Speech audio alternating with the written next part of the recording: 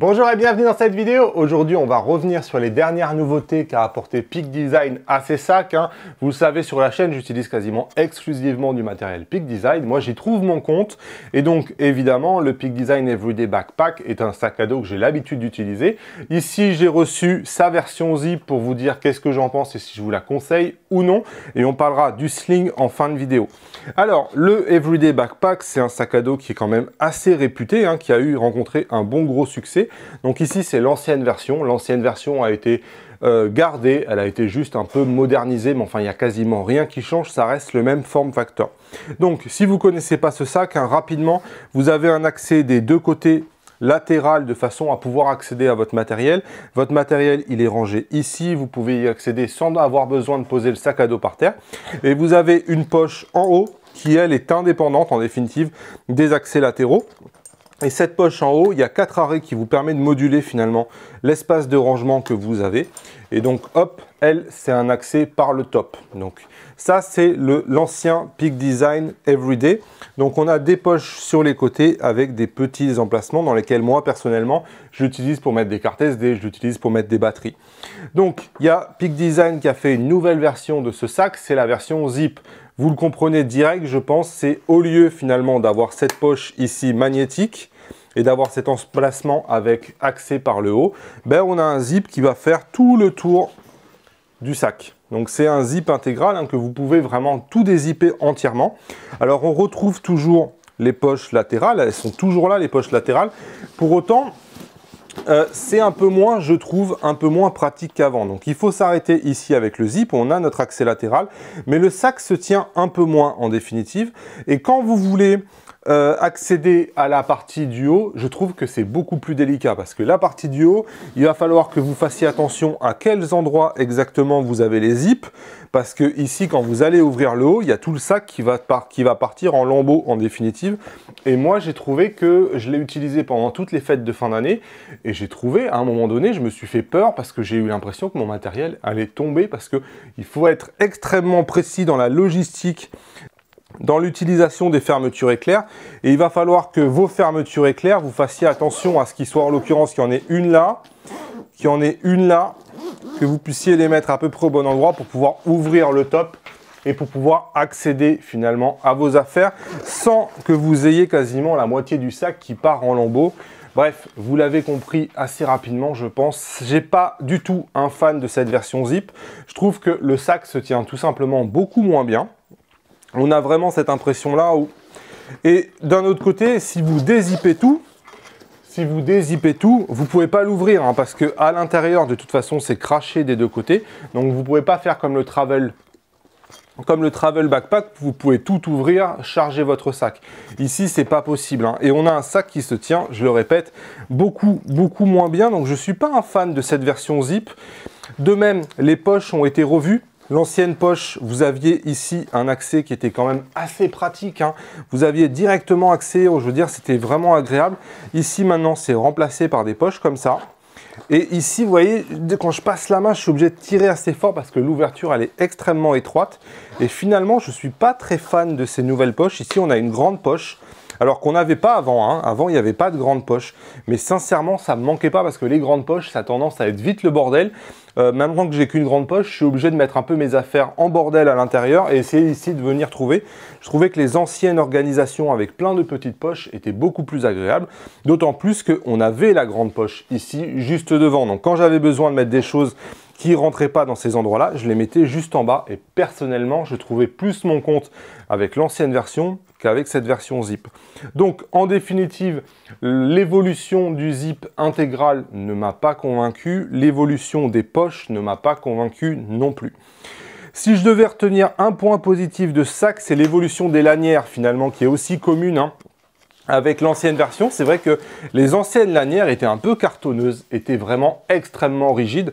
Ici, les nouvelles lanières sont beaucoup plus rembourrées et je trouve qu'effectivement, lorsqu'on le porte un sac à dos assez lourd sur le dos, je trouve que ces nouvelles lanières sont plus qualitatives et surtout beaucoup plus ergonomiques, beaucoup plus confortables.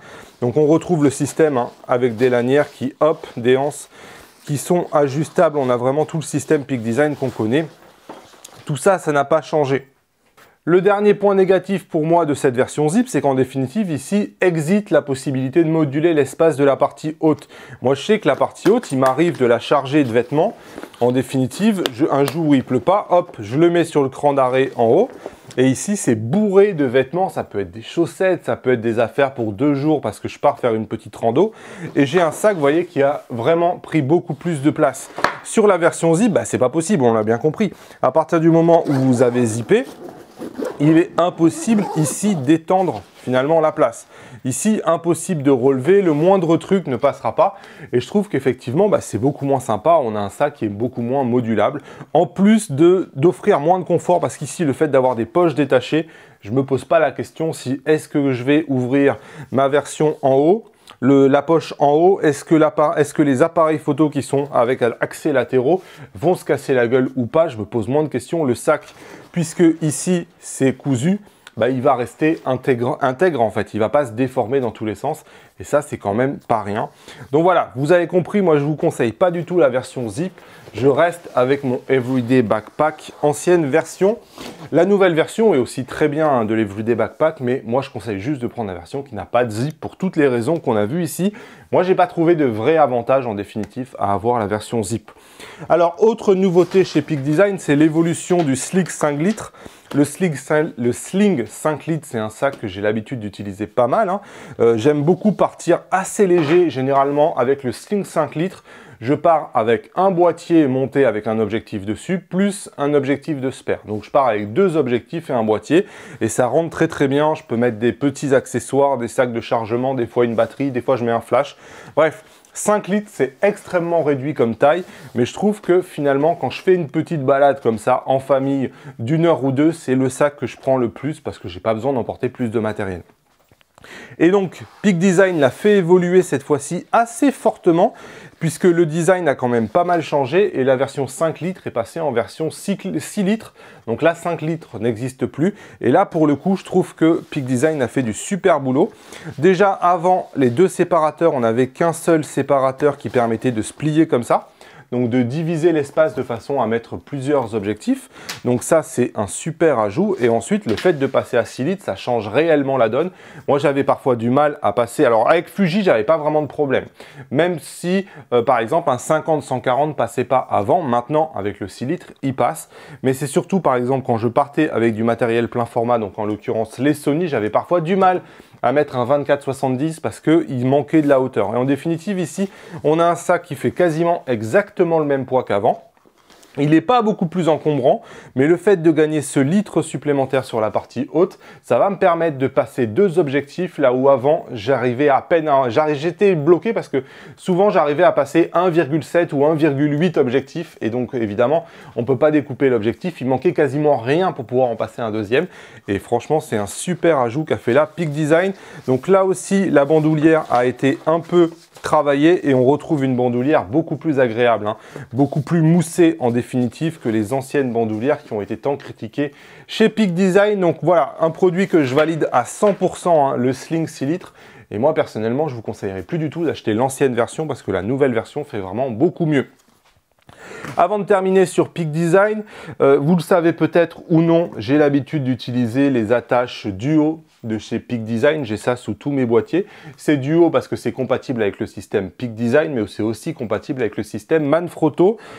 Sachez que voilà, moi j'ai arrêté d'utiliser ces duos là parce que je trouve que les platines Manfrotto sont taillé pas toujours de la même façon et ça s'adapte finalement pas si bien que ça sur les boîtiers Manfrotto. Donc avec l'expérience, je trouve que ça bouge beaucoup trop en définitive et j'ai eu une fois le boîtier qui est tombé, j'ai dit stop. Donc j'ai arrêté, je suis repassé aux attaches, donc de toute façon qui sont beaucoup plus petites, mais ces attaches là sont pas du tout compatibles avec les platines Manfrotto. Par contre, c'est des attaches qui sont compatibles Arca Suisse. Donc du coup, sur mon trépied, je suis passé en platine Arca Suisse. Donc je vous la montre ici, hein. C'est une platine tout ce qu'il y a de plus standard. Je crois que c'est Tom Migo, alors pourtant je l'avais acheté avant hein, qu'il fasse sa vidéo, mais je crois que Tom Migo a fait une vidéo sur cette tête de trépied il n'y a pas très longtemps. C'est une tête de trépied inversée en plus, hein, où on a la boule en fait qui est juste en dessous du plateau qui permet la rotation. Et lorsque vous faites des panoramiques, ça vous permet d'être de niveau directement et d'avoir un panoramique qui va être toujours extrêmement droit, parce que d'habitude, on fait le niveau en dessous de la boule et ça sert strictement à rien. Bref, voilà ce que je voulais vous dire par rapport à ces évolutions Peak Design. Donc je valide pas du tout la version zip que je vous déconseille totalement. Moi vraiment, j'ai été très déçu et je trouvais que c'était un produit qui était assez mal conçu.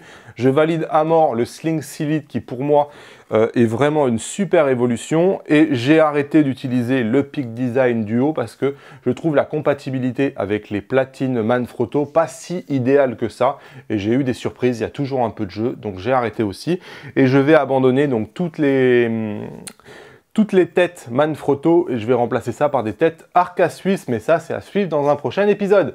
Voilà ce que j'avais à vous dire concernant cette évolution de mon matériel Peak Design. J'espère que ça a été utile. Si c'est le cas, vous pouvez me lâcher les pouces levés vers le haut et moi je vous retrouve bientôt dans une nouvelle vidéo. Salut!